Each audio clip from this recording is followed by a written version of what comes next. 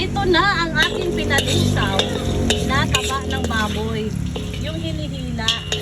Ayan. So medyo marami ang mantika. Magbabawas tayo ng mantika. Bawas tayo.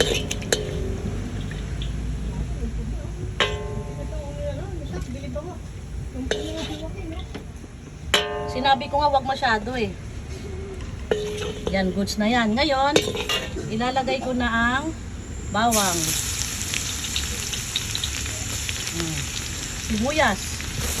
Dahil mainit ang ating kalan, mabilis lang maluto ang sibuyas. Yan. Halo-halo.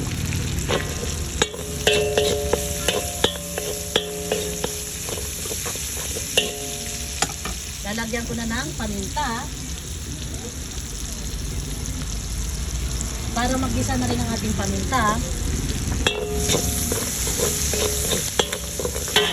Maglagay na rin ako ng Nor beef. Paring Nor beef. Ricky naman, narinig mo ang ating panawagan. Ayan. Para mas masarap, mas malasa, ang ating Nor beef, igigisa rin natin. Ayan. Yan ang sikreto sa masarap na luto.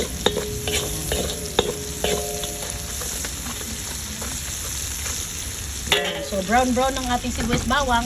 Ilagay ko na ang giniling na halagang 100 to guys. Sobra to sa 1/4 na giniling.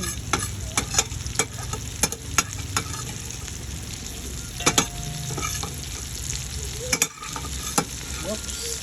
Yan. Isang putsa ko lang itong giniling para maglagay na tayo ng more seasoning at Mamacita oyster sauce.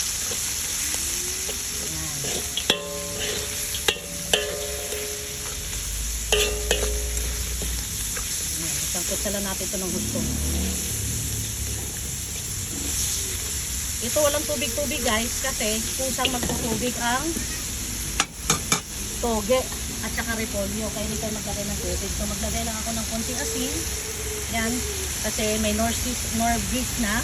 Plus maglagay pa tayo ng Mamacita oyster sauce at saka seasoning. Kaya malahat may timpla na. Kaya para maiwasan ang alat ang ating timpla. Kaya konting asin lang. Pagkaroon lang ng lasa ang ating giniling.